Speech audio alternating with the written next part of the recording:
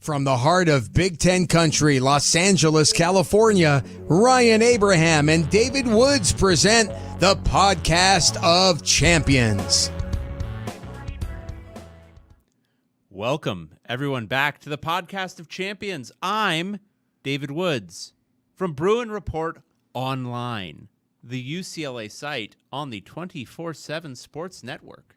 And I'm Ryan Abraham from USCfootball.com, the USC site on the 24/7 Sports Network. And together, you know what we do? We make the Podcast of Champions, talking all things Big Ten football. We are just days away from the start of the 2025 college football season. Week 0 starts tomorrow. We got Farmageddon.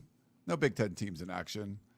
But we're 8 days away from some Big Ten football, and we're excited to talk about it. A lot of different topics today we're going to get to. And, we took a little break. We did like 2 or 3 shows in a row, so we can't go too long. So but true. We're going to be back on a regular schedule, not Fridays at 3 p.m. But if you're watching us live on YouTube, appreciate that. You can get us across the podcasting platforms everywhere where you get the podcasts, your Apple podcasting app. What we'd like you to do, leave us a 5-star rating and review. We love those. Now on Spotify, you can leave us a 5-star rating too. David, I went to our show today, left us a 5-star rating on Spotify. Now my Spotify handle is it looks like a made-up password by a computer. I don't know why you can't change it, but whatever. But you can't leave a review per se. But every episode, if you're listening on Spotify, a lot of people like to listen to podcasts on Spotify, you can leave a comment on each episode. So let us know if we sucked, why we sucked, whatever it is, you can do that on Spotify too. But leave us that 5-star rating there as well. And you can email us, big10cast@gmail.com. Call or text us at 424-532-0678. And of course, tweet at us, B1G podcast. Boom. That was beautiful. Would you like the newest 5-star review? I would love that. This is from JBK415. Simply thank you. I'm at the airport waiting for my flight. I received a YouTube notification about your show, and I'm listening to the show live as I write this.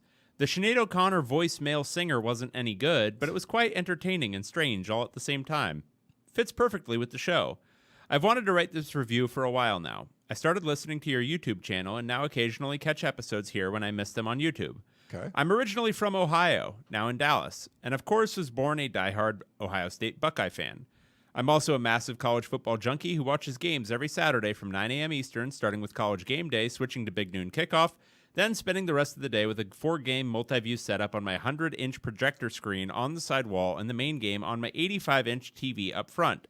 I flip the audio to whatever's the hottest game of the moment, starting at noon and, on a lucky Saturday, ending around 1 a.m. Central with the last West Coast game. My viewing priority is Ohio State first, then the Big Ten, then the best games available at any given moment. I won't lie, I'm a bit of an SEC hater, and I often find myself rooting against them. I started watching your show about 3 years ago, right around the time of the Pac-12's demise. Your personalities are unique and entertaining, and your college football knowledge and discussion are solid. Honestly, some of your best entertainment moments come from those off-track conversations. Though I'll admit, a few discussions completely lose me, like those princess debates. Keep doing what you're doing. I really appreciate what you both bring to college football coverage, and I think a large audience feels the same way. Even more people would if they knew about you two. Thanks again for all the great content. Sorry this review took me so long to write. Cheers, Jason. That was just a very sweet review. That was really, yeah. That was just very kind. Yeah. For someone that listened to the show for 3 years, I don't know if he gets us quite Wow. You're not supposed to be that nice to us. That was just nice. We got some active chat going on. I can't handle that. That's good. No, thank you for that. Really appreciate it, and glad we can bring you some entertainment. I think we do have unique personalities, and we keep you guys entertained. We keep the show going just because of all of you, and we love it. People are excited for the show. The chat's going off. I love it. So if you're in the chat, thank you for doing that. And you know what? I also want to thank Mr. Woods. Who? Our friends over at MyBookie. Yeah, they're back. Your fantasy league pays bragging rights, right? But MyBookie, that pays cash. You've done the research. You've got your gut picks. Now it's time for Cash Saturday. It's college chaos. Sunday, it's NFL insanity. And with MyBookie, you've got every angle covered: spreads, player props, live bets, and the ones you only whisper about until they hit. The setup's seamless. One account, one wallet. Bet your game, play some blackjack, and reload without ever leaving the app. And if you're new to MyBookie, use promo code POC, and any bet you choose up to $500 is fully covered. That's crazy. Make your play, and if it doesn't hit, you get right back when you opt in using your bet back bonus token. That's with promo code POC. This isn't fantasy. This is the real season. Let's cash with my bookie. Beautiful read. Beautiful read. Hey, I've got a point of order for everyone out there. Yeah. So I'm wearing my, if you can see it, my big Phoenix Energy shirt today because I was reminded. Hold it up again. I'll do just you. Yeah, big. I'm trying to. It's hard. It's hard. There it is. It's hard. Yeah. See what I did there?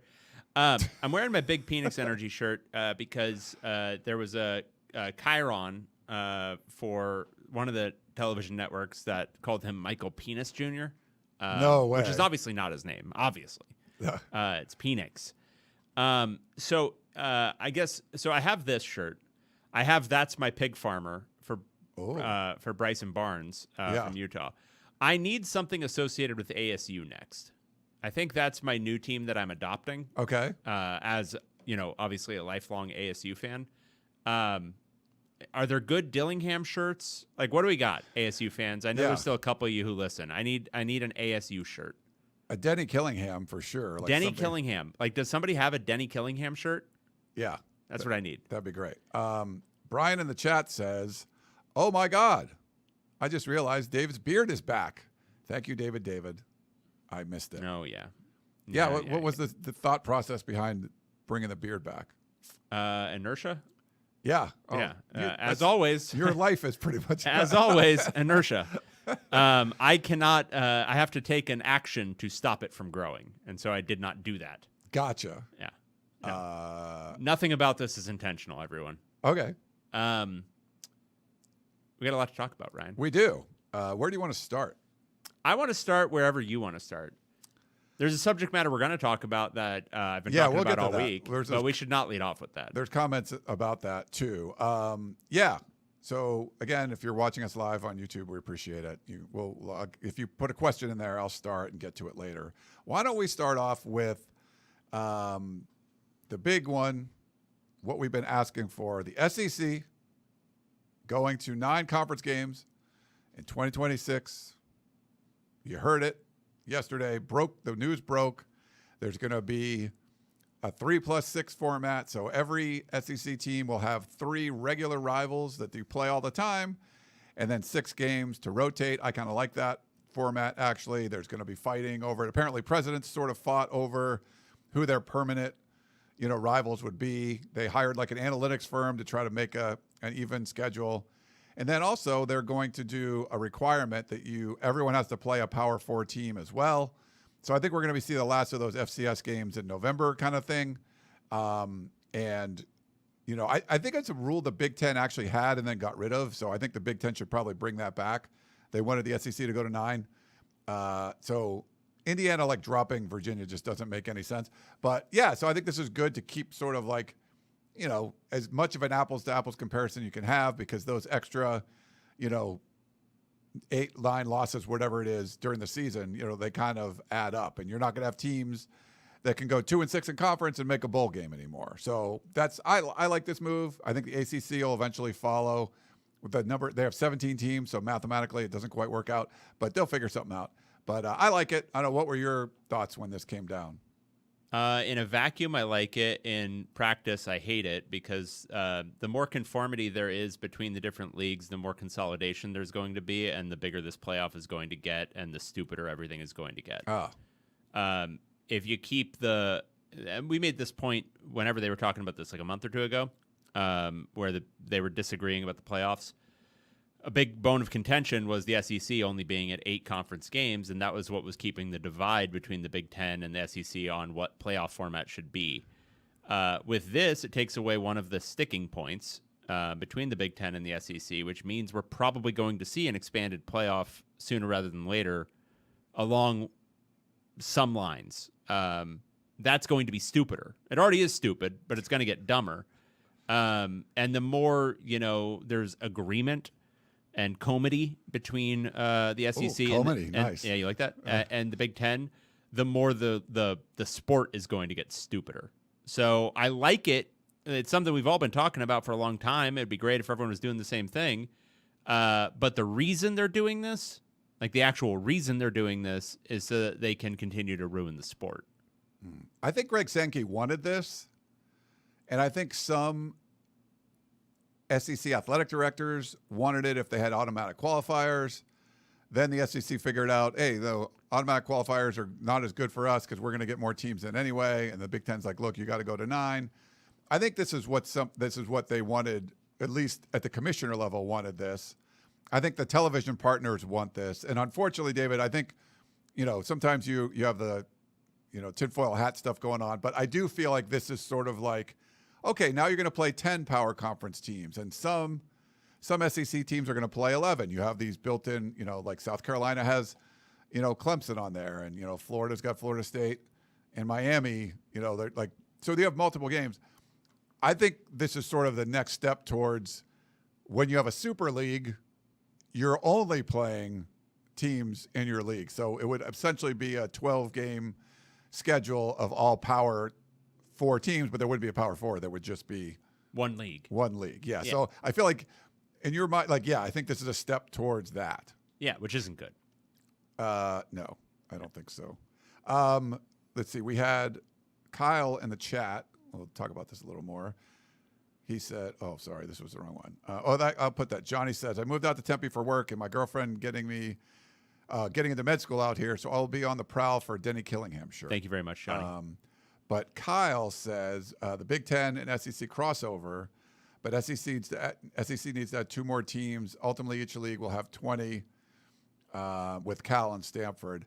Yeah, I don't think that crossover thing is going to happen anymore. I think what I was talking about is it's eventually just going to be one big league 5 years from now or something like that. That's my guess is the next iteration. Yeah. But and I think the Big Ten should do this too, right? Do you think everyone should how dumb is it that Indiana dropped Virginia? Like if you want to, that's a Power 4 team that kind of sucks, right? Like that's the ones you want. You don't want to. If you had Texas or something, you're like, crap, I want to get out of that game. Virginia, like, just what? I don't. What I would like to see is a final form for all of this, so that we can all then start, making, assumptions and beliefs based off of whatever final form this is taking. But there isn't a final form anywhere approaching. They're going to be at 14 or 16, and then it's going to be 24, and then it's going to be 32, and then it's going to be half of fucking college football makes the college football playoff. And it's, Indiana doing what it did made sense at that time from a, what's best for the program standpoint. Maybe it won't make sense in a year. I don't know. But I think in the same way that all these personnel rules are constantly changing, like changing the playoff format every 3 years, which is what they're trying to do basically right now, it makes it really hard to plan. And I think the more expansive it gets, the more it might incentivize or disincentivize certain types of scheduling. But I mean, yeah, I don't want to keep saying just it's stupid, but it is very dumb. Like I think it's making the regular season more and more irrelevant, and will continue to do so. And adding a 9th SEC game is okay. Fine. That's a good move. Yeah. But the reality is that if you expand the playoff while doing that, it makes that 9th game matter a lot less. Like a lot less. Yeah. Than it used to. So I don't know. I think the SEC is probably thinking they're adding meaningful inventory that will get more butts in seats, more eyeballs on TVs, and I think that's right. Yep. But I think in aggregate, when you take away the importance of the regular season, you might actually end up with less in total. I don't know. We'll see. Matthew says, I think we should make a playoff that's only for teams that start in the top 15 and drop out of the top 25. Sickos only, tourney. Love it. You're getting some weird tournaments. I was listening to, so our friends over at the Audible kind of revamped their show a little bit. They brought in Ralph Russo, who was with the AP for a really long time. He actually did some research I thought was funny, David, about the playoff. You're talking about this. So if you look at everyone makes their playoff picks, and a lot of it's just like the top 12 teams or 11 teams plus a group of 5 team in the country.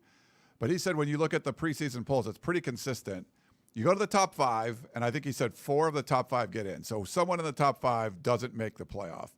And then you go, there's like 2 from 6 to 10, and then there's 2 more from 11 to 20, and then there's 1 from 21 to 25, and then there's actually 3 teams that are preseason unranked that make the playoff. And last year there was 4 with like SMU, Indiana. I forget the other two, whatever. But so it's kind of fun when you look at it that way. So I think some of these, I like 12 seems to work for me. I like it. We didn't even have 1 year of it before they started to mess with it and want to change it. The contention between the SEC and the Big Ten was this Big Ten wanting automatic qualifiers. The SEC did at first, then they changed their mind. They said, well, okay, if we're going to expand, you got to go to 9. Now they have. So we might get expansion. But the other topic we wanted to talk about was this format that got leaked. And I guess Greg Sankey talked about this on Feinbaum or something when he was asked about it, that Tony Petitti called him up and was like, hey, we're looking at a 24 or 28 team playoff, which I just think is really dumb. 7 automatic qualifiers from the SEC and the Big Ten. Just a terrible idea. And I know there were some rumors out there, people floating on like they leaked this on purpose so it would die a quick death. But the fact that he did talk to Greg Sankey about it means that they were really thinking about it. I don't know. I think it's dumb, but what are your thoughts on it? Well, obviously it's stupid. Petitti does not have his finger on the pulse of like college football generally. Hell no. He's a moron. He's a TV executive still. He's like trying to plan the best. Yeah, well, and just like try to murder the golden goose as quickly as humanly possible. Yeah, I mean, a 24, 28, whatever team system. I mean, we just don't talk anymore about like making this season like insanely long. Like it just. Remember all that like player wellness and health and all that kind of stuff that we used to talk about like 10 years ago? Like how that was a big, topic of conversation, like concussions and all that kind of stuff. Yeah. We just don't do that anymore. Like we do not talk about the number of games. Because it wasn't real. Yeah. That was not real. You just rub some dirt on it and you get back out there and your brain is fine. But we don't talk about any of that stuff anymore. Everyone just decided to memory hole it. But there was a whole thing for a while about you don't want to make the season too long and have too many games, because if you have too many games, then people are more likely to get seriously injured because it's a quantity thing. It's a percentage chance. It increases if you have more opportunities. But now we're talking about I mean, are they going to shorten the regular season? No, doesn't really sound like it. They would probably eliminate conference title games, but then you're ending up with some teams in a 28-team system that would play like 17, 18 games a year? That's nuts. Yeah. What are we doing here? Do you need 7 automatic qualifiers? Like, is the 7th team in the big? No. Like, no, you don't need that. It's just, I don't know. I mean, I could rant about it all day, but it's at the end of the day, it's the same thing over and over and over again with all these people. It's that they don't actually like the sport. They don't care about the sport. You've got decision makers in charge who do not give a shit about college football, and they don't care that it's not the same product a lot of people were into, and not one that they're necessarily as invested in as they used to be. I mean, I look at people on our message board, but I'm sure it's the same on yours, who it's not an everyday complaint, but it's a constant underlying theme. I don't even know who these players are. Yeah. Like, I don't know who these guys are on the team because it's 50 new players every single year. I don't know anything about this team. I don't know. I don't even know who we play. I don't know anything about the teams we play. And I don't know why we're playing at 8 p.m. on a Friday. Right. And just like all this stuff that's like, at a certain level, TV dictates, right? But why does TV dictate? TV dictates because this is a popular product. Why is it a popular product? Because people like it and they enjoy it and they have fun with it and it's a pastime and all that kind of stuff. Does TV's dictates make it less of those things for people? Then this human centipede is going to start eating its own asshole pretty soon. Like, people will only do things out of habit for so long. Yeah. I mean, I think it's still a good product, but the diehards that were like following recruiting and stuff, it's harder for them. I think the people that just like watching games and don't even know who their quarterback's name is, like there's a lot of people like that, and they still like this. Yeah. So, but for the people that we deal with all the time, it's not the same. Yeah, schools aren't used to this stuff. Like UCLA, like fans are like, what's going on here? We're paying our quarterback this much money. Why is the ball not round? What is going on? Like, this isn't a basketball? Like, what's going on here? Yeah. Sorry. Yeah, I loved it. I loved it. Yeah. Well, and the other aspect with the college football playoff, apparently they're going to start using strength of record as a bigger portion of it. I think that's the SEC saying, hey, basically you want they want an SEC team that's 9-3 to get in over another team from another conference that's 10-2. Yeah, because we're tougher. Yeah. But I really think the 9-game deal is important because of the thing I mentioned, where you would have teams. They're like, oh, Alabama played 8 bowl teams, and Arkansas went 2-6 in the SEC, but went 4-0 in the out of conference, and they went to some bowl game or whatever. And nine conference games just changes the math a lot for me. Being a math guy, I think it's going to have a big impact on stuff. And I think we're definitely getting into the era that 12-0 is going to be really freaking tough. You're going to play more tough games. Ohio State lost 2 games and won the national championship and looked like the best team in the country by far by the end.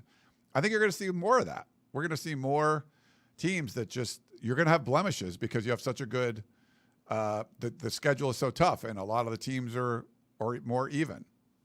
Yeah, I mean, I think that's true, but I don't. I mean, to some extent, that's true. I think there's some teams that'll still go undefeated. There's an imbalance still, I think, between the very, very elite teams and the rest of college football that's still present. I think what Ohio State ran into last year is that Chip Kelly was their offensive coordinator and fucked around in a couple of games. Sorry, Griffin. But, the elite teams, they lose to other elite teams. They're not, Ohio State's not losing to Arkansas. They lose to Michigan because they're contractually obligated to lose to Michigan. True. Right. Okay, so cool. I think this is a good development.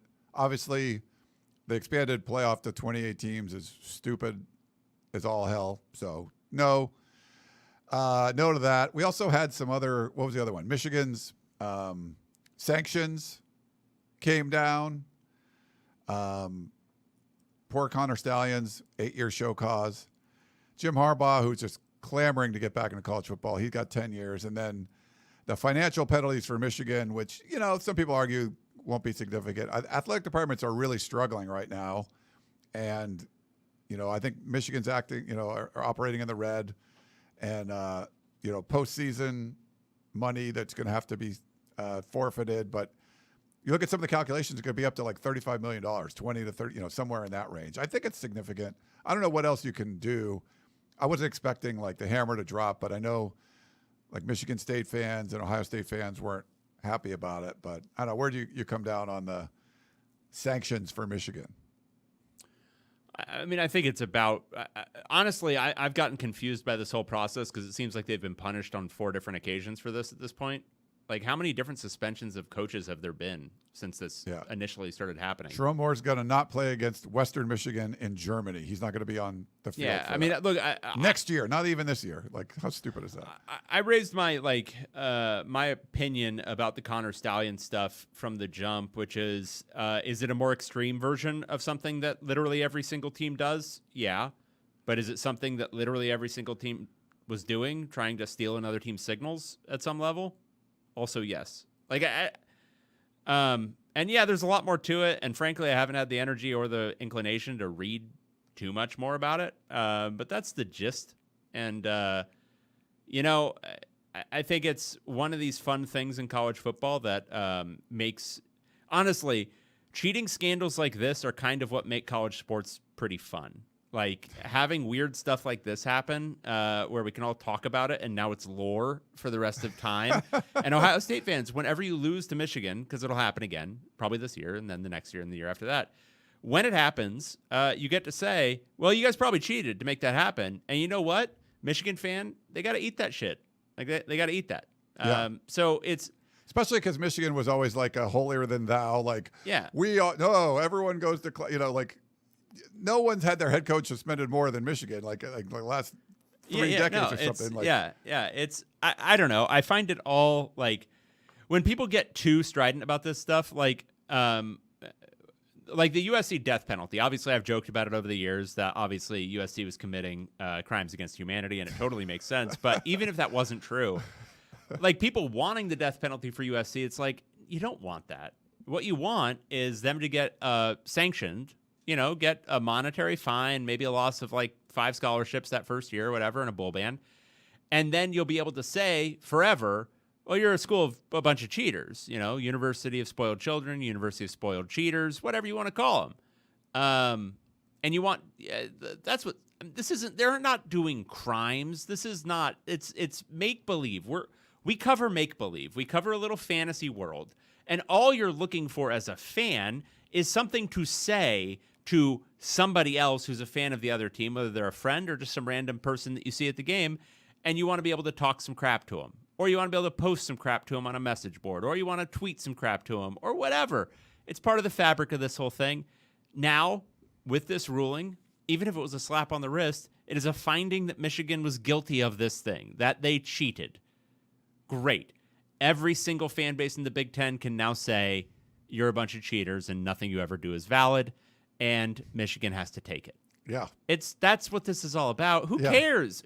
Did you really want Michigan's program to be burned to the ground? Like, did you want that?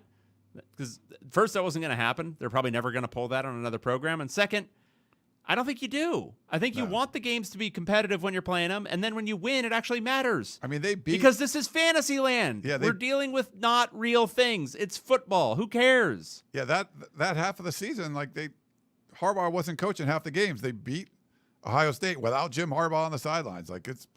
They still won without the cheating and everything that year. So I don't know why you want to take anything away. People watch the games. They remember that stuff. We got a super chat from our buddy Matthew. What a man. Greatly respect the history/success of the University of Michigan. However, no more Michigan, man. Your 80s, 90s Miami. See? LOL. Exactly. Matthew now has the right, Michigan fans, to tell you are 80s, 90s Miami. All right? You are now the convicts on this in this scenario. No more holier than thou stuff. Absolutely not. None of that. Yeah. Speaking of our buddy, Pat Fitzgerald. Little mention of him. Remember he had that lawsuit? Yeah. $130 million. There was a hazing scandal. Was it Michael Schill was the president then, right? Is he still the president or did he leave? I forget. He was the Oregon president and they went to Northwestern. I forget what the order, but he doesn't Was it Michael Schill? Is it what was Schill? Hang on, I'm pulling it up. Was it Michael Schill? It was.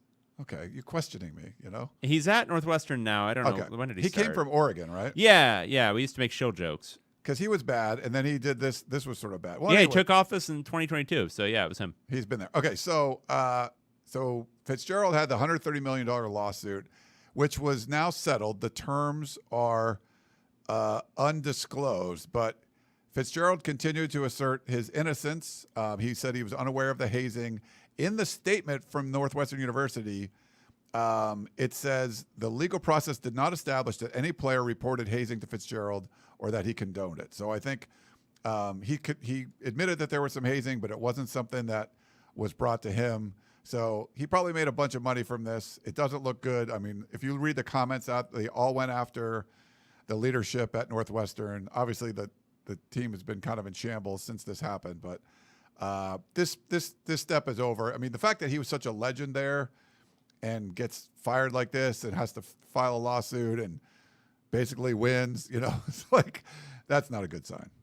Yeah. Or a good look. No, I don't think so. I mean, it's kind of crazy if they didn't have smoking gun stuff to do that to an alumnus. It's nuts. I mean, I think we can assume here that Northwestern lost pretty badly because they had to basically apologize, and I'm guessing that tidy sum he received was probably about full payment of the remaining years of his contract, plus probably some penalties for impugning his reputation. But if you're going to do that, you got to know you got it, and they didn't have it, obviously. Yeah. Well, you had mentioned about Tony Petitti not understanding college football. One of the comments was he's a New Yorker, just doesn't like a college football guy.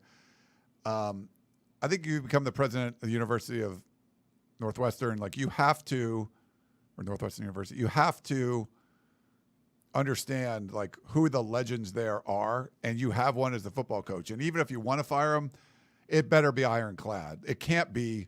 You can't fire a guy who could file a huge lawsuit against you and win. Like you screwed that up. Like Yeah, they you messed better that up. know. You got to know every I dotted, every T crossed if you're going to be able to do that, because you're not going to win any favors by besmirching the legacy of one of your legends. Yep. Now I don't know if there was any other topics for Big Ten you wanted to get to. We could move on to questions unless there was. You didn't want to touch on anything else? Just kidding. If you follow David, and if you're watching on YouTube, look at the new graphics I created. Yeah, they're very nice. They're very nice. I think they're nice. Before we get into this, I'm going to go give you what Kings fan said in the chat. It seems like David Woods is becoming a cranky old man on X. If you've read his stuff. Gil said, I'm here to see if David Woods will finally talk about the UCLA media policies for football. Bro has been silent about it. So I'm not sure why you, Mr. Woods, have not I shared just your haven't weighed in. feelings I just about haven't.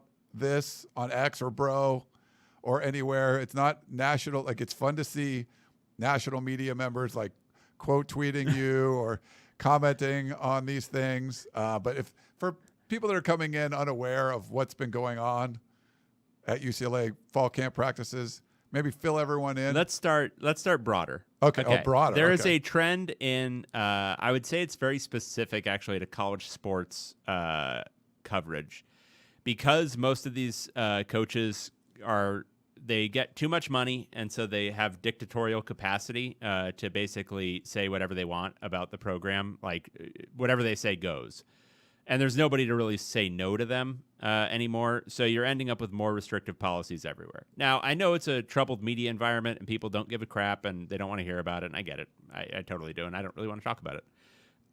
Yes, you do. Yes, I do. But I understand. But I want you to understand, sports journalism isn't real journalism. This is fake. As I said earlier, this is fantasy land. It's all fake. It doesn't matter.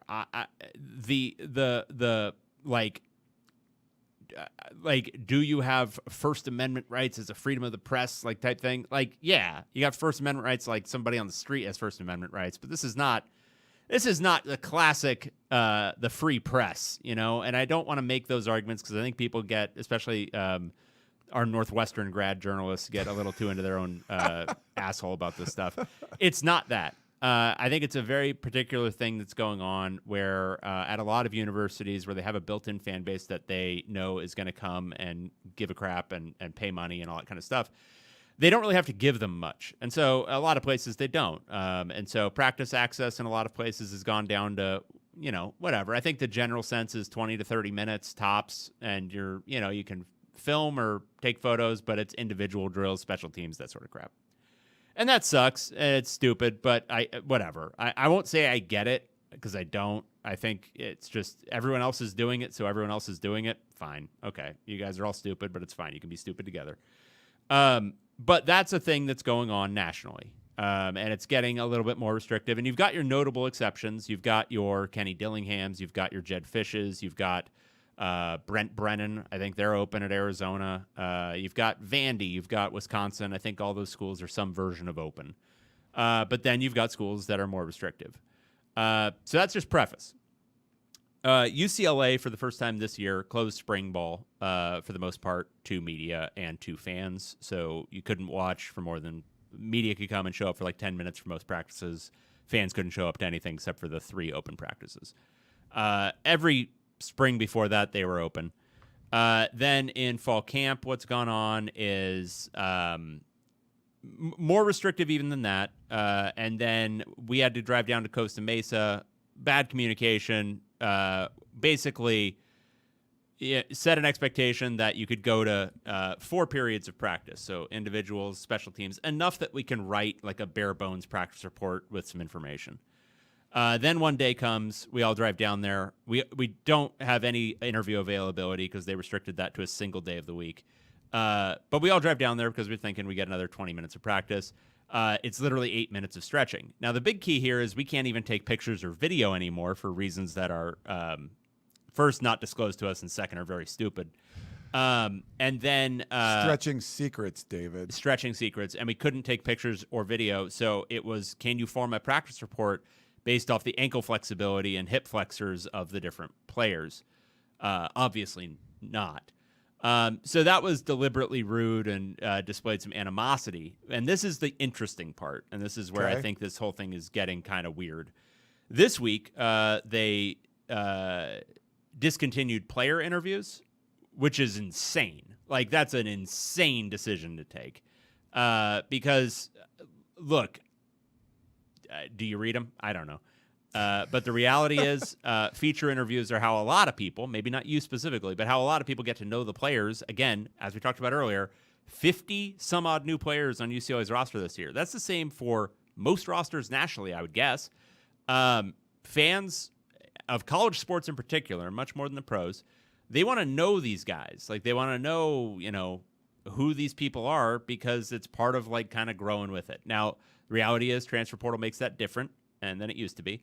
But you want to know them. And feature interviews, feature stories, that sort of stuff, that's how it happens. You don't get those if you don't make players available for interviews.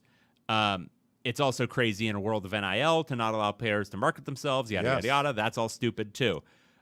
It's a baffling and insane policy that is, in my humble opinion, and based on what I know, based on animosity and not any kind of competitive, because they'll often say, oh, we don't want to show anything to our first opponent and all that kind of stuff for different restrictions they'll make. That's not what's going on here. That's not why you don't make player interviews available. There's a very strange thing going on here with UCLA.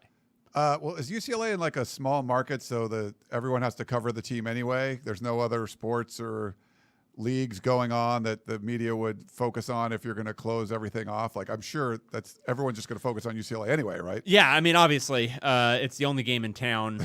Certainly not like ninth on the list of sports teams to cover in the city. I don't know. Honestly, I don't know what the end game here is for DeShaun Foster. I don't know what he thinks this is going to accomplish, because I think it's like at some level designed to hurt the media, like trying to make it, harder on us. And the reality is, for us specifically, it doesn't really have much effect. For the newspaper writers, I guess to some extent, but they've got contracts. They'll just go cover something else. Yeah. This is it's like, I don't know. What's the phrase? Spiting, cutting off your nose there you to go. spite to your spite face. your face. Yeah. It's not even that. Like, it's more than that. It's just, it's dumb. it's an own goal for no reason. It's that stupid stuff that Lincoln Riley pulled at Oklahoma, but there was an antecedent to that at least. Like, where he banned the student reporters. Yeah. But they had been like doing something. I don't remember what it was. This is just out of spite. And it's weird. That's the part that I find it very strange, and I find it a very strange thing for him to be focused on 8 days from the start of the season. To me, when you see head coaches do things like this, it's like you're trying to control something because other things are out of control. Like when you see a head coach make decisions like this, no matter what they are, that tells me things are bad behind the scenes, because this is what you can control. Like, you're not controlling some of the other things that you think would actually win football games. This is what you're going to focus on. Like that's never a good sign. And, I've covered USC for almost 30 years now. USC has been one of the more open programs. It's got more and more restrictive over the years. I think they still do a pretty good job of giving us the ability to create content, even though I think they're probably more paranoid, that, like all coaches, you're more paranoid than you should be. But I've maintained from the beginning, and I think Pete Carroll understood this better than anyone.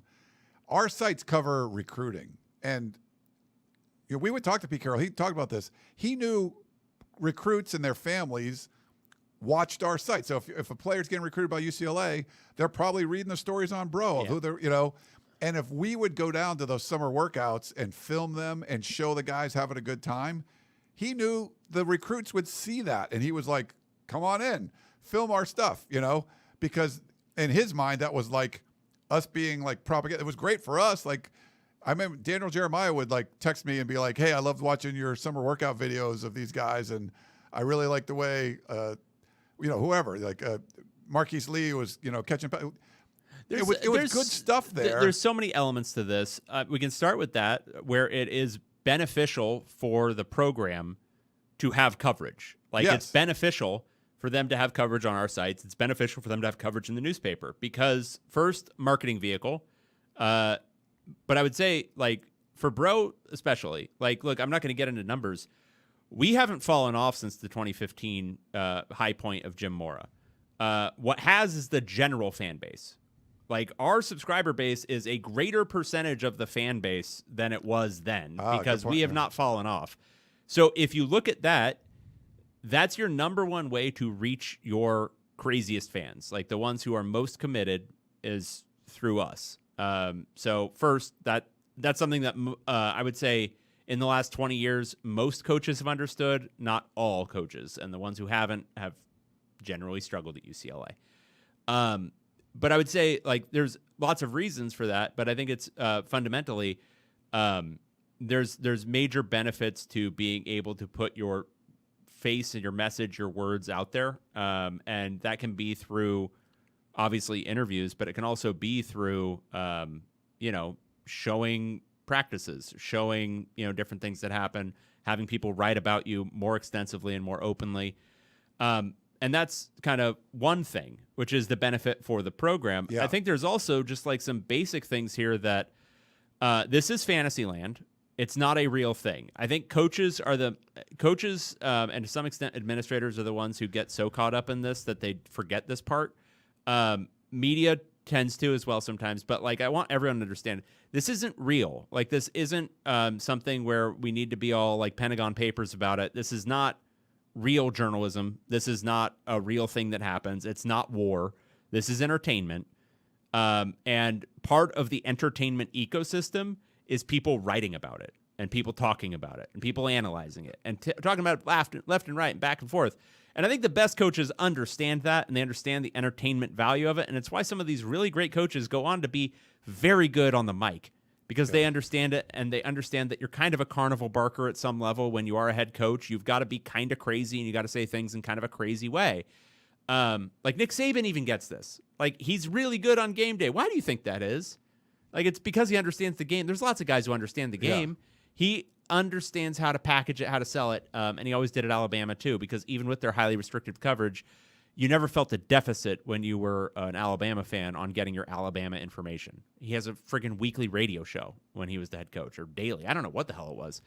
But I guess my point is, it's all entertainment, and you want people to want to be interested in it. You don't want to discontinue their interest, but also you don't want to attempt to hurt the people whose job it is to cover the team. Like, and not from like a just a give and take standpoint. Like, they'll do good things for you if you do them for them. It's other people who have jobs in this entertainment ecosystem. And if you take away the jobs in the entertainment ecosystem, you're taking away the entertainment. It's not fun. And so I'm not saying that, being a jerk to the media in one particular instance can do that. It probably can't. But if, this constant restriction continues everywhere, it does diminish the capacity or the desire of a lot of, I think, publications to cover teams on a day-to-day basis. And it reduces the enjoyment for fans on whatever incremental level you want to call it. And I understand games are the most important thing. Totally great. Totally get it. But off-season stuff, reading a recap. Like, I can remember before I was into journalism, I wanted to watch the Angel game, but then I wanted to read all the stuff afterwards about the Angel game. Like, I wanted to read all the recaps the next day in the newspaper or on ESPN.com or whatever it was. You didn't know or something like that. Yeah, and like that's part of the fabric of this whole thing, and I think it's extremely short-sighted. And going back to another theme I constantly am banging the drum of, it's people not understanding, I think, the fundamentals of the sport that they are involved in. Like, they understand how to coach it, maybe. They understand how to win games, maybe. But they don't understand why this thing ticks, why it keeps moving along. It's fans first. Like, it is, that's what it is. And what do they want? What do fans want? I think they want as much as they can get. Yeah. And I think the true obsessives are what make it. But, people analogize it to the pros, and like say NBA can be pretty restrictive with access and all that kind of stuff. And nowhere near what, UCLA is doing this week, but they can be.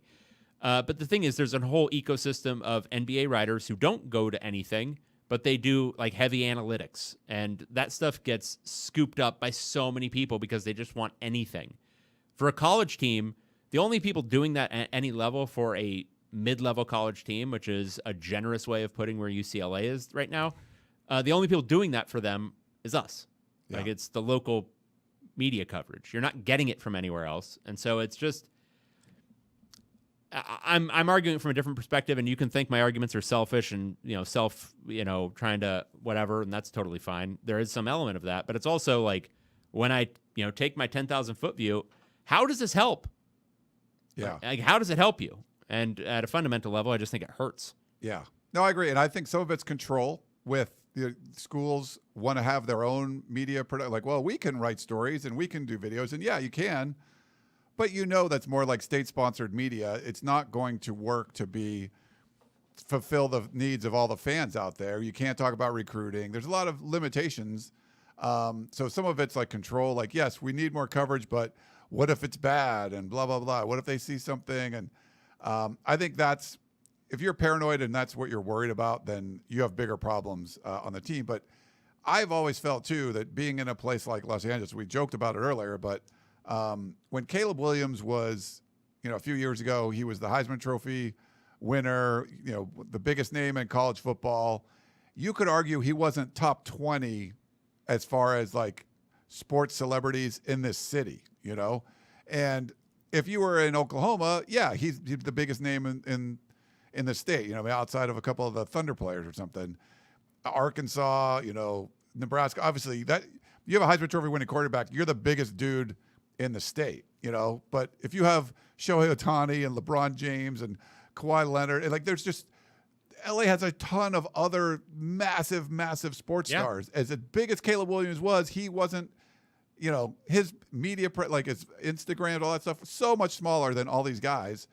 That's what you're competing against. And you don't want to discourage when newspapers are consolidating, why am I going to send anyone to UCLA? Like, they can't interview anyone, can't watch. Like, I think that's just, it's just dumb. And I think DeShaun Foster being a new head coach, he shouldn't have that kind of power. There's got to be someone there that's like, look, dude, we can't have that happen. UCLA has generally been a pretty reactive and not proactive institution as far as a lot of policies go. And I think a big part of the problem is just like thinking 2 steps ahead. Okay, we've hemorrhaged season ticket holders.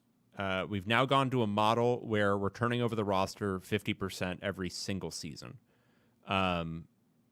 People are also going to get more disconnected because they're not playing the same teams that they used to play every single year. Yeah. How can we make people feel more connected? How can we make fans feel more connected? Like right now, there should be insane outreach from UCLA to like every single like outlet they can find in the LA area to try to get people invested in the product that they're trying to put out there. Because they have to be worried at an existential level right now. Because look, the TV money gets you to a certain place. It doesn't get you all the way there if you continue to lose season ticket holders, if you continue to lose people who are part of the fan base. Like at some level, there's talk of unequal revenue sharing, right? Well, will UCLA ever be part of that conversation if things continue trending in a negative direction where they're not a big TV draw because people don't care? These are the kind of things that I think like having some vision in the athletic department would certainly help because I think there, as you said, DeShaun Foster can't be making these decisions by himself. And that's part of the problem is I think he, I don't know what his motivation is for doing all of this stuff, but it is him that's doing it. And that's the part where it's just, you've got to have somebody above you who's got more vision of what this thing needs to look like for you to have more butts in seats, regardless of whether you go 6-6, 8-4, 9-3, whatever it is, that you get people more invested in this thing and you can sell it on a 1-year, 2-year time horizon, not, hope they show up once they start winning. That's not a plan. No. Because you know what? Most teams in college football don't win at that level. Not even just most. The vast, vast majority of teams in college football don't win at the level where winning by itself is enough to get fans in seats. And it's harder to do that now than even before. Like, I think you're right. It's tough. If your plan is, look, we're just going to shut everyone out and just win games, and then they'll come. Like, that's not a good plan. It's just not. Like, you have to get people excited about it. And then there's the indicators of what this means. You know, I think there's an indicator that was obviously very positive from Kenny Dillingham at ASU, right? And I don't mean to keep using him as an example because I do think he's a little bit of a unicorn, my beloved over-caffeinated unicorn, but a unicorn nonetheless, is that... I'm not just going to play because it's fun. If you don't expect to win every game, you got a problem. I don't care if I'm playing Michael Jordan in basketball. I'm not playing him to lose. But I guess my point is with Kenny is he walked in there day one and was open practices. That confidence, but also that openness, that it's an indicator, I think. It's an indicator about what you think that program can be, what you're scared of, what you're not, but also just confidence. And I think that kind of confidence rubs off on fans. Like, I think it rubs off on them in the way that, like, wow, we might actually do something. Yeah. And then you give guys like Chris Cartman enough leeway to write stuff that hypes him up and says, no, ASU's going to be pretty good this year. Yeah. Like, really, they've got this, they've got that, they've got this, they've got that. And it gets people pumped up. And so you're not worried about, okay, maybe if we start 4-0, we'll finally get some people for Penn State, right? It's instead, well, we got a little bit more for the first game than we thought we would because people are excited. And then you get a little bit more than you might have otherwise, and the snowball starts. But I do think as an indicator, being super closed off and acting like an embattled fifth-year head coach who's at the end of a losing tenure and is just waiting to get fired versus what should be a second-year head coach who's coming off a good end to his first year, finished 5-7, but it was a good finish, who should be, getting that kind of momentum going, and instead he's shutting down. And I find it all very odd. No, I do. I agree. And I think you have to take the temperature of what is going on where you're taking over. And obviously the Herm Edwards stuff was a mess, right? And I think Kenny Dillingham comes in and is like, okay, here's where it was. Here's where we want it to go. UCLA was pretty much a mess. We've never seen a head coach leave for an in-conference foe, for a lesser job as a offensive coordinator. It was late in the process. You're not an experienced head coach. I think you have to come in with a much more open, don't act like Nick Saban, like you've been there for, like you said, embattled coach for 5 years. Like, hey, man, we're going to have a good time. We're going to invite the former players. We're going to buses for, to get to the road, whatever it is. You're going to let's have a good time, not shut everything down because I'm worried that I might lose my job. That's the way you guarantee you losing your job that's what you're worried about. Kenny Dillingham came in shooting from the hip and was just let's freaking go. We're going to, if we go out, we're going to go out swinging, not cowered in the corner hoping something good happens. You know what I mean? I don't know if that's a good analogy, but yeah. No, I agree. We'll see. We'll see how this continues to trend. It's obviously not in good shape right now. Yeah. But it is a trend nationally. I just think UCLA has somehow gotten to the forefront of it, which is crazy behavior. We got Johnny says, sorry, God, I keep putting up the wrong ones here. Sorry. Do you think Coach Foster's newfound confidence after bombing last year's Big Ten Media Day and doing decent this year has gotten to his head? Is he going after the media now that he has mastered the art? I'm not going to get into specifics because I know a little bit too much of the backstory here, but it started long before that. It did? Okay. Yeah, he's been trending poorly on the media since fall. Okay. Kyle says Nebraska and Penn State are going to absolutely flood the Rose Bowl. They'll outnumber UCLA fans. I don't know about that, but I think there'll be a lot of. But that happens in LA a lot. The Rams. It happens a lot. There's a lot of transplants here. I don't think that's a specific UCLA thing, but it might get a little worse because of this. We'll see. All right. Why don't we do this? We'll take a break and we'll get to some questions. We've got a bunch of emails to get to. Back in a minute.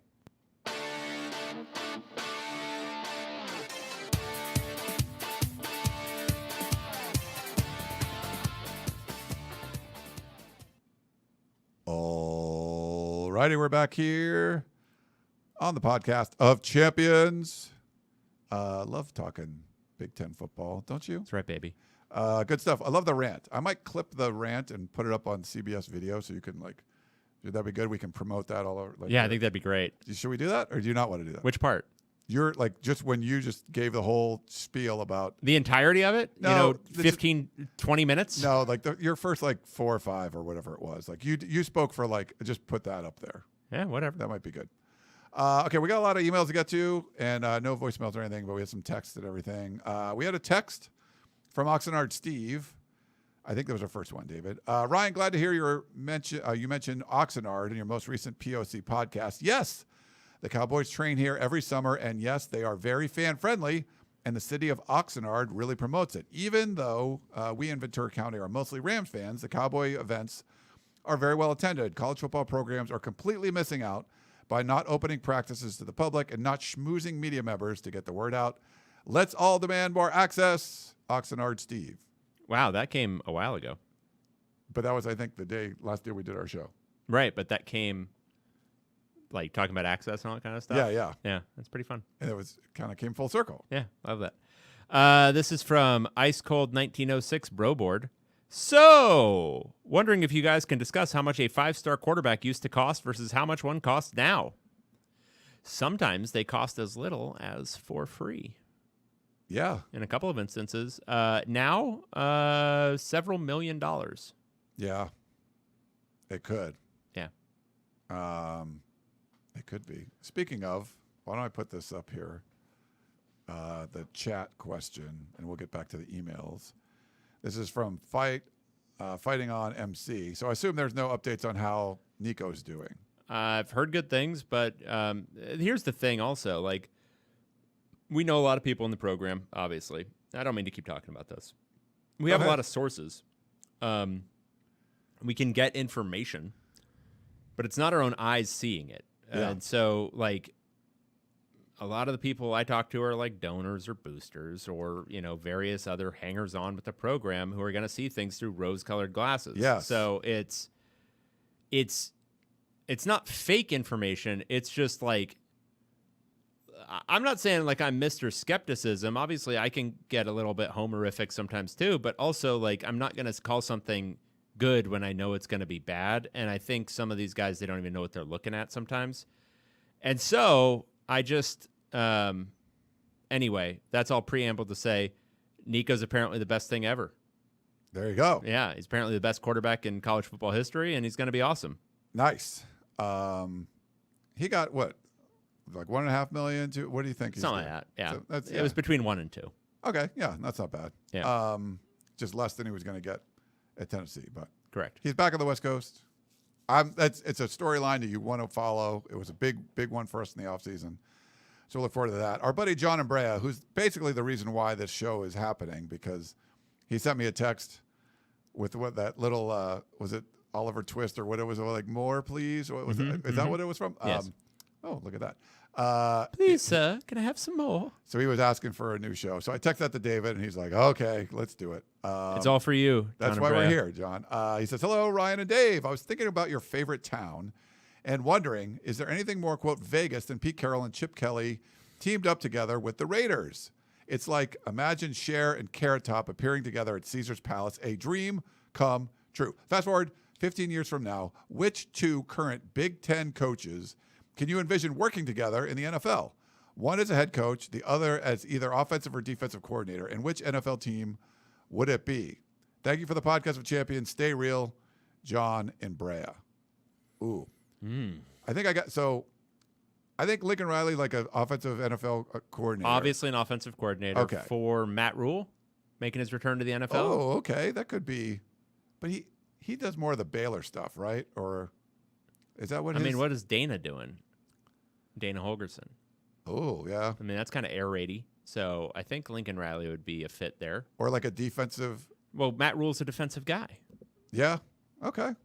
Maybe that would work. And which NFL program? I don't know, and I don't care. I think he likes to like. What if the Rams? They'll take over for McVay. When McVay is the ripe old age of like 48. No, he's no. How old is he now? He's like 35 or something, or not even. I don't know, maybe something like that. Yeah. Yeah. Love it. Okay. Thanks, All right. John. This is from Frank in Sacramento. What's all then? Ryan and Dave, I have a question that has been bothering me. With all this talk about the SEC not playing enough conference games, why doesn't the Big Ten level the playing field by dropping down to 8 conference games also? It's like the concerned father who says to his daughter, whatever you do, don't let that boy get on top of you and bring shame on your family. And the girl answers, so how about I get on top of him and bring shame on his family? Frank in Sacramento. That's a pretty good line. I don't know if that's the right analogy. I love it. Well, this is a moot point now. It's not even a moot point. It's dead. It died. It's a dead point. Yeah. I like that everyone's going to 9, so that's good. Because we'll probably be at 12 at some point. Correct. Right. David, this is from POC Jock. Love it. POC David's transformation. David, you've inspired me with your physical transformation. I would like to mimic your playbook for good health if you're willing to share. I'll assume it's either you, and he's a list here. A, discovered Ozempic. He dropped it on the way in. That's true. Yeah, it's true. B, are dying. He'll argue that's true. C, suffered from food insecurity due to the dwindling super chats and no Trader Joe's sponsor like Ryan. Maybe. D, were rescued by Liam Neeson after being held captive and malnourished for months, would explain the POC's recent absence. It's actually just all the meth. It's doing just tons of methamphetamines, and it just keeps you active, Keeps you moving. Yeah. Oh, Andrew says he's 39. McVeigh. Okay. I didn't realize that old. Okay. All right. This is from Maximus Decimus Meridius. Ooh. Good day to the greatest Big Ten insiders in the world. I must commend you on all the Big Ten insider nuggets that I receive on this show on a weekly basis. Question to Ryan. If Dave had 100 strains of hair for every time you provided insider info on Purdue football or even mentioned them on the show, how much hair would he have on his head? It would be in the hundreds, but not quite 1,000. Probably. Question to Dave. Rapid fire for you, Dave. Bigger blunder, Napoleon at Waterloo or initiation of Operation Barbarossa prior to securing the Battle of Britain? So here's the probably Barbarossa. Yeah, I got to go Barbarossa. Got to go Barbarossa because I think Napoleon at Waterloo, is there a scenario where they win and he's able to re-solidify his claim on, all of Europe? Maybe. But everyone was kind of aligned against him. It was pretty much death's door already. I think you could make an argument Nazi Germany could have still won in 1940. By the time you got to June 1941 when they launched Barbarossa, it was June, right? May, June, whatever it was. I think so. By the time you get there, they're already in pretty rough strategic shape because at some point very soon the United States is going to come in the war. They didn't knock off Britain. And then you're opening up this other front. Now, you could make an argument the Soviets were going to do it anyway at some point relatively soon. I don't know. I don't think Stalin wanted that at all. It was going to take a while. Yeah. I think it was going to happen, but it was going to take a while. So, yeah, bad. I mean, obviously good. We wanted them to launch Barbarossa because, needed that to happen. But and we took us 3 more years to even get involved. Also, what happens if Stalingrad falls? The war's extended by 3 months. But other than that, nothing. You don't think it would have been? At that point, nothing changes because it was seized anyway, right? Yeah. Right, and the industrial capacity of the Soviet Union wasn't going to be impacted all that greatly. They already had Lend-Lease fully set up. The only impact there would have been buying, the Nazis a little bit more time. Question for both. All Big Ten coaches are running for president. All have different platforms and parties. What are some of them running on, and who wins the election? Jeez. That's a lot. I don't know. That's a tough one right now.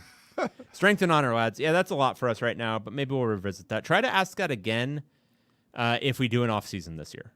But having 18 coaches, there's just too many coaches, for parties, and I think that's we'd have to be a little more specific. Give us some specific things. We got another super chat.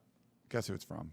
Is it from Matthew again? Matthew. What a sweetheart. He must be a trust fund baby or something. I'm not sure. All these $5. Just kidding. Love you guys. Since I'm a fan of the Triad Big Ten team, Big Ten team, and it's our last off-season episode, who is more hated by the old Pac-12 fans, Scott or Klyavkov? Scott. Larry Scott, yeah. Yeah, no doubt. That's a no-doubter. Yeah, that's Klyavkov, look, he was dealt a very tough job. Did he do a very poor job with that tough job? Yes, but he had a very tough job from the jump. Yeah. Okay, what's next? We've got... Is this me or you? I think it's me, okay. I think. This is Peter in Vancouver. Money versus success. Gentlemen, since you guys are now experts on the Big Ten, I'm hoping that you can provide some valuable insight on a question that I've had. Schools like Maryland, Purdue, and Northwestern are and have been getting full TV rights from the Big Ten and have been for quite a while, although the annual amount has changed over the last 5 years. Meanwhile, the former Pac-12 teams that joined the Big Ten were getting less than the Big Ten teams prior to joining, and two of those teams, Washington and Oregon, still are not getting full shares. And yet Washington and Oregon have been much more successful over the past decade at football than all but a handful of the other Big Ten teams. My first question is, why have Washington and Oregon been more successful at football than teams like Maryland, Purdue, Northwestern, etc.? Are some of those other teams not managing their money as well? Are they emphasizing and using the money for other sports? Or do Washington and Oregon have some other advantage that offsets the fact that they haven't gotten as much money? Which leads to the second question. What happens when Washington and Oregon start getting full shares of the Big Ten TV rights? Oregon is already among the top in the conference, and Washington could easily be in the top half of the conference by the time they get full shares. Could the top of the conference be Ohio State, Michigan, Washington, and Oregon in the 2030s? Regards, Peter in Vancouver, Washington. Peter, I think your tongue is in cheek here, but the answer is, and it's something I made a point of saying, I guess probably at the very beginning of this show, maybe 8 years ago. At a certain point, the additional money comes with diminishing returns, because what are you going to spend it on? More concrete? What do you do? What Washington and Oregon have that USC and UCLA lack in a lot of ways, if we're just speaking about the Western pod, is institutional commitment to football. And USC sort of has it sometimes, but not always. And there's some other forces at work at USC. UCLA almost never has it. It was during the Moray years for a brief period, and since then, not much. Institutional commitment to football. And what is meant by that? It means that everything in that AD is geared around making sure football has success, because they understand at a very fundamental level that's the engine for driving this whole kit and caboodle. And the reason Purdue, Northwestern, and Maryland don't have that, I can't tell you because I don't know enough about those programs, but I'll also say there's structural advantages at work. Oregon obviously has, I know Oregon fans don't like talking about it. Oregon fans, obviously, you have Phil Knight. You have the Nike affiliation. It does help. Maryland, in theory, should have an Under Armour affiliation. Does not appear to be helping. But it is an advantage. It is a thing that Phil Knight has been able to invest a lot of money in that program that goes over and above. It took time too, And it goes over and above what typical revenue share would give you. But it's also just like a thing that happens. Washington just has commitment. They've got a lot of donors who are committed to that thing operating appropriately. They're in a bigger market. Lots of things. They've got a history of success. They've got tradition. They've got a great fan base. There's so many things that give them a leg up also compared to Maryland's, Purdue's, Northwestern's, etc. History, institutional commitment, and then money. And the money matters, but you can also get it from donors if you've got institutional commitment, because one of those institutional commitments will be to raise funds for the football program. Yeah. And I think for USC and UCLA, they came in as full share members, but because they went first, that's what it was, and the Big Ten was going to stop. Oregon and Washington needed an out, so they came over at a half share, knowing that just being in the conference is more important than whatever amount of money you're getting from a TV deal. Cal and Stanford took basically nothing to go to the ACC. SMU paid to do it. It was just getting into the right party. Like you want to be at that party. But if the reason Oregon was good because they were good when they left the Pac-12 and they were good in the Big Ten. Just because Maryland's wallet's thick or Rutgers' wallet's thick doesn't make them a great football team. And it didn't matter. Oregon was already better. If Oregon State came over, they wouldn't have won the Big Ten in year one. Right. It just depends where you were. But you can't just look at the wallet and go, look how thick their wallet is. They're going to be great. Like, no, that's not what it is. There's tradition. There's all kinds of stuff. If Oklahoma has a bad year, there's so much tradition. Like they're probably going to have a good year the next year.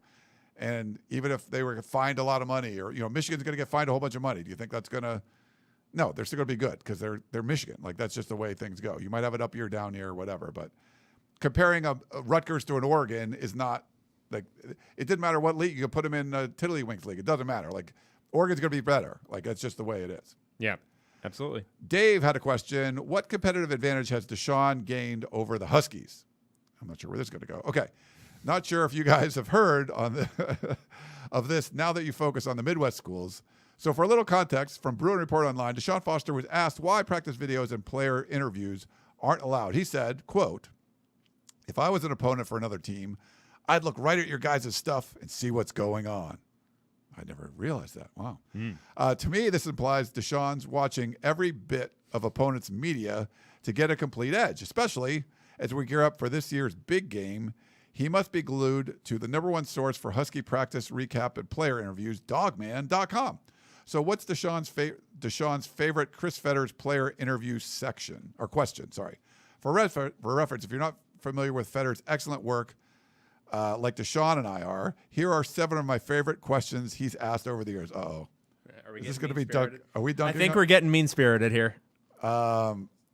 Okay, so we don't want to like. All right, we're not going to go there. But I do find Dave's point funny about DeShaun because, yes, the implication would then be that DeShaun or somebody on the staff is consuming every single video interview conducted by every single opponent this year and looking at all of their clips of individual drills from practice. Yeah.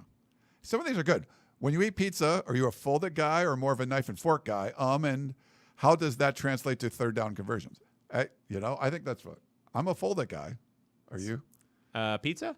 Depends. Yeah. If it's a New York slice, of course. Yeah, I like deep dish too, so I don't fold that. But yeah, obviously you're not folding deep dish.